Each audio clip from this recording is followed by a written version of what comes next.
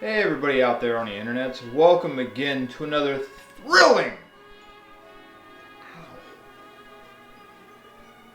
That kind of hurt. Anyway, thrilling edition of Give It a Shot with our fun mystery box. So what do we got today? Well, here are our returning contestants. Number 1, Doodlebops Superstars. I got no words for this. It's genuinely creepy, and I dread the day that I actually will have to watch this. One that, just out of, curiosity, it's probably going to linger here until the end of the series and never get picked. Kind of like the person who's picked first in The Price is Right, like the first round, and then through all 6 contestants never makes it. Meet the Sky Dancers. The sky's the limit.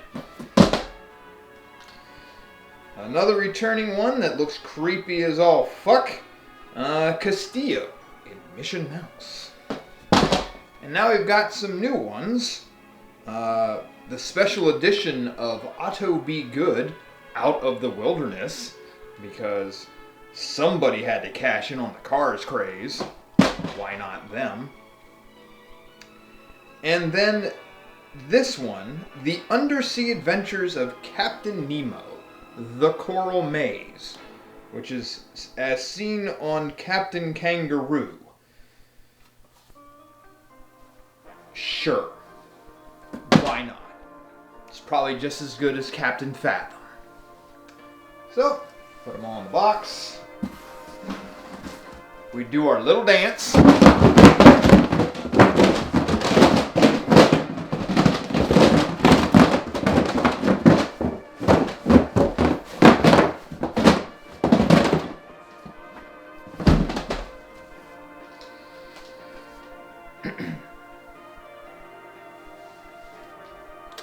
And then stick my hand.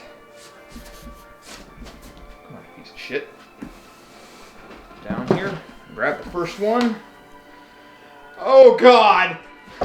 Oh God, no! No! Oh my God, I've lost! I've lost! I've lost so fucking bad.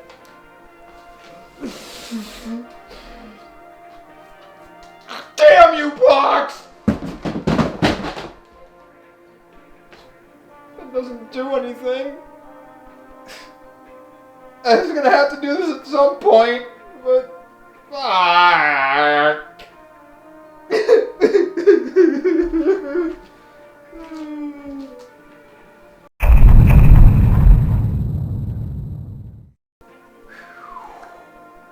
Okay. That was something. So I ended up watching what could best be described as ADHD, the television series. Actually, no, this is the Doodlebops Superstars. Apparently it was something that was good enough to be on Playhouse Disney in 2004. Sure, we'll go with that. Given the way everything's presented, it's obviously for small children. Playhouse Disney, I'm not entirely familiar with, but I think that's more like their children who are too young to go to school, like preschool stuff. And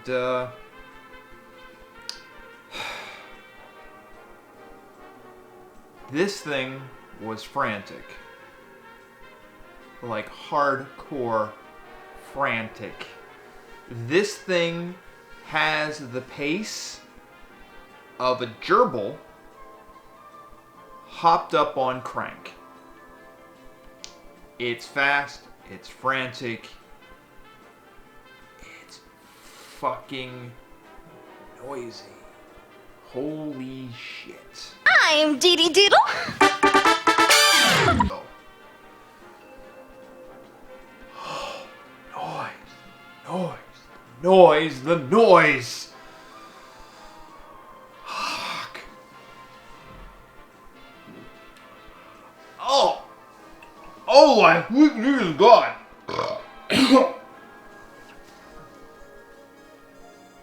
Oh, that is legitimately bad. I'm not even faking that. So, now I know why you were buy one, get one free. Fuck. There's no mango in this shit. That's not even orange. Oranges aren't that color. At all.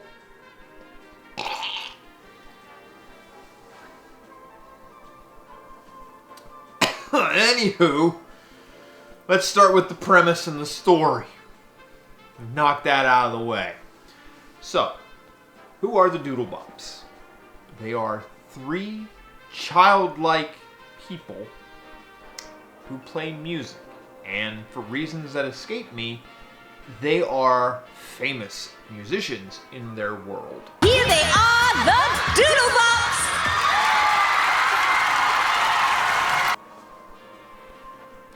Okay. Fine. They love to sing, and they love to dance, and that's pretty much it. They are, just musicians who I don't really see any reason why anybody would listen to them, but they're here.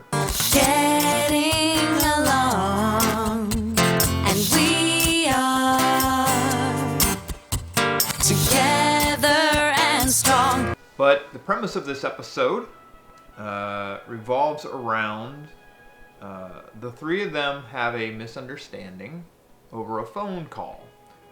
Because for whatever reason, when someone gets on the phone, the other 2 like to make all the fucking noise. And because of that, no one could understand why or what the purpose of the phone call was. Excuse me? I'm on the phone! He's on the phone! Sorry, Mo. What are their names? Dee Dee, Rooney, and Mo. I think Mo was the one on the phone, and Mo said, "Hey, photographer, picture of us, but only could choose one of us." And this leads to a quarrel as to who should be on the cover. It's probably me. I just wrote our new hit song, and I'm sure they want me on the cover of the magazine. Of whatever magazine this is for. And it leads to some fighting between them. And this lady by the name of Maz comes in. Maz looks familiar. I will look up to see if she's been in anything else, because she looks like somebody I know, but I don't. And if there's nothing, then I'll just put it here. But she says, you got to sort this out. So they all decide, the Doodlebops decide, we're gonna figure this out with competition. And lo and behold, everything that they do ends up in a tie, because of course it would. And so after they've done all this shit to determine who should be on the cover, their bus driver shows up in the worst possible green screen I've seen in a while. Everything was a tie! Bus driver Bob! Howdy, Doodle! Kind of gives Amazing Bulk a run for its money. The bus driver says, hey, you're all great. Y'all don't have to worry about a thing. And I guess his job as the bus driver, I guess like their tour bus, I don't know, this is so bizarre, to take him to their show. And when they get to the show, it turns out that the photographer isn't there for them. The photographer is there for the bus driver. I'm with the Rocking Bus Driver Digest. I come to take a picture of Bus Driver Bob. Whoa! I don't know about that. And now all of a sudden, the bus driver's famous and shit. Okay, but they've learned that, you know what? I don't like fighting with you. You know, we ought to do things together. So they learn, you know, not to be selfish in this, and then they finish up the rest of the thing with some music. And that's pretty much what it is. I mean, it has a good premise, believe it or not. I mean, that would be something of note that you could probably do something with, but the pacing of this, and this is probably going to be my biggest complaint of the entire show, or this episode that I watched. It's the pacing. I have to get up really close to explain this. The pacing is so fucking fast. You literally do not have a second to breathe in between each scene. Doodlebops! Bravo! That was most enjoyable. So, who wants some celery? Me, please! There is no respite. It is breakneck speed. And it terrifies me. A lot.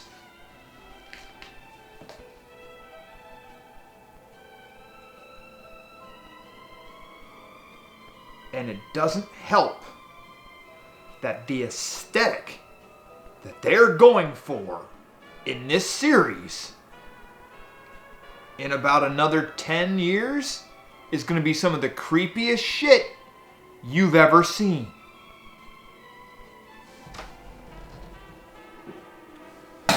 Fuck! Oh my god! Fucking NyQuil tastes better! Fuck!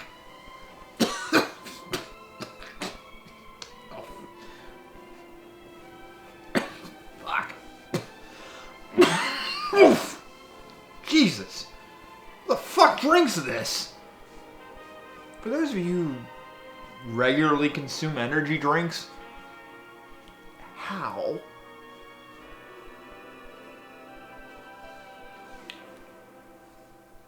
But I guess, you know, when your fucking can says defense on the back of it, what are you defending? Because it's fucking killing whatever it is that's in your mouth. God, it's like I'm drinking liquid cancer. Shit! Anyway. The aesthetic of this is really what drives home how this is just too much. First of all, I feel bad for the actors. The actors in this have to wear all of this shit, and like, wigs aside, because the one who has to be Dee Dee has to wear this fucking practically a football helmet on her head every episode, and I feel for her. And you can see, like, the makeup is not that great because it doesn't mesh well between the bodysuit they have to wear and then the makeup on their faces. And, like, they have extra things on, like, and you'll see it when they play their instruments and whatnot. Like, their bodysuit also comes with these gloves that blow up their fingers to a point where I don't see how they could actually play their instruments. Now, Mo would not really have a problem because he's the drummer, but the blue guy, Blue Balls, whatever his name is, I don't see how he can play guitar, and I definitely can't see how Dee Dee could play the keyboard or the guitar or whatever else she plays, because those things look like they'd be a pain in the ass to work with. So they're kind of horrifying. And then everything that goes on throughout the episode, these little non sequiturs and cutaways that really reinforce the ADHD. Kind of don't do more of a disservice than anything. It's empty. Well, where's Mo? Where's Mo? Where's Mo? There's a lot of cutaways to children saying things. It just, you know, it doesn't work because it's like you got this studio quality stuff, and it looks like somebody went out with like a handy cam and just shot these kids saying random shit, like in a park or wherever the fuck they are. So it doesn't look good that way. It's shit like they have these puppets. Two of them are classical era, I think they're opera singer ladies, I want to say. I don't fucking know. I don't know who's voicing them, but I wish they'd stop. Mo? Oh, goodness gracious! Oh, certainly not there. No! And then there's a cat who, because there's another non sequitur way later on with a knock joke, because that's just something that had to be done. There's a lot of singing and dancing, which, okay, you're the Doodle Bops, that's what you do, but like there's no time to like let this shit sink in. And this is 2004. So it's before like the internet. I mean, the internet's pretty, a lot of people have the internet at that point, so, but I don't think they're so into it, like this constant jump cut shit, but like it's the precursor. And I'm going to get to a point about that later that I really want to reflect on, because I find it important. But just know that there is so much shit happening with this breakneck pace that they're doing. Like, you don't really get to think about a lot of what's going on through the episode. It's just one thing after another, after another, after another. And then the last third of the episode, you're at a concert with them. It's bad enough they've already done a song or two before, but now we get a mini concert where they have like a 3-song set. And the 3-song set reminds me of one of my very early episodes. In fact, it was my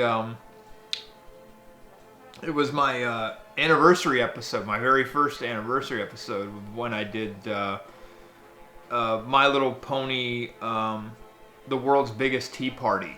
Like, it reminds me of that, because it's the three of these people, they're up there singing these songs, and they're probably not even in front of the real audience that they take these pictures of. They're getting the reactions just like they did at the World's Largest Tea Party, and just like the World's Largest Tea Party, these kids are not interested. There are so many children who are either asleep or just, they're staring at this stuff in just disgust, or there are a few, but when they get them, they don't look good, of who are actually into it, and it doesn't do them any service. There's also one, I gotta find her, I hope I can. She's in a couple of shots of this really disinterested teenager who is there because her parents said she had to be. She does not look thrilled to be there at all. I think those reaction shots of the audience, that is the only thing that makes watching this remotely bearable, because those kind of things are hilarious. Because I'm a fan of stand-up and shit like that, where they get audience reactions, and sometimes, they use it as B-roll because there are certain things happening on stage. You gotta cut it, and sometimes it works, sometimes it doesn't, and sometimes you just work with what you have. And this is a case of that, where you just work with what you have, and it doesn't do anybody any favors. overall, it's not terrible, but it definitely has those issues of, just, again, I've said, this is like the third or fourth time I've said it, it's pacing. My God, this is so fast. And when it's children, like children's programming, you can't do this. Which is funny because all the fast pacing stuff, they actually have a song about reading a fucking book. Kids ain't gonna read a fucking book. Books are slow. They don't move. And you got this frantic shit happening on screen. Which is kind of funny because, granted, it is 2004, but they're talking about two forms of media which are kind of dead. Being on a magazine cover, which in the years that I've taught college level stuff, my students don't have magazine subscriptions. I actually bring in magazines to my classes and this is a magazine, this is what it does, and they hold them like, what the fuck is this? The only thing worse than that is when I hand them a newspaper and I'm like, I'm giving you something to hold that only old people look at nowadays. Which brings me to my point that I mentioned earlier, which is kind of alarming. So this is 2004, and the children who are in the audience of the concert, they're all young, probably not even 5 years old. Those kids are near graduating college right now. This is the future. For all I know, I probably taught one or two of these fucks. Maybe. So, that's a little disturbing. That I'm looking at small children that are now just entering the workforce. Oh, God. I am fucking decrepit. And they grew up on this? It's no wonder they can't fucking do anything when it comes to, the work I assign. Because I'm too fucking slow. I'm not all... When I talk about shit. Oh, God. If this is what they grew up with, I'm definitely not that entertaining. I mean, just look at my subscriber count. I'm definitely not that entertaining. Shit. So, again, it's not bad. It's just a little frantic. And the aesthetic is a little disturbing. And I guarantee you in the next 5 to 10 years, they're going to be used as memes, as horror shit. I'm not saying like Slender Man or anything like that. Like fucking Mo comes out of the wall or some shit and like takes your soul or something, but it probably will happen. I don't know. I'm just so old. And when I look at things like this, all I ever do is compare it to Mr. Rogers. I mean, that's just my MO. I can't help it. It is what it is. So, 2 shots, mainly because to be honest, I'd probably have to drink the entire can so my heart rate goes about half the speed of what this thing fucking is. But 2 shots. Not because it's terrible or anything, it's just so fast-paced, and you just can't keep up with anything. It's a lot to take in. I mean, the characters aren't cute, and I'm glad I didn't really have to see that cat very often, but it's yeah. So, you're not as bad as I imagined, Doodle Bops. But, I mean... definitely could have been worse. I probably would have started vomiting this shit if I had to take another shot. And I'm not gonna find out either. No. I'm not here to entertain you like that, to just vomit on my set. So until next time, party people, toodles.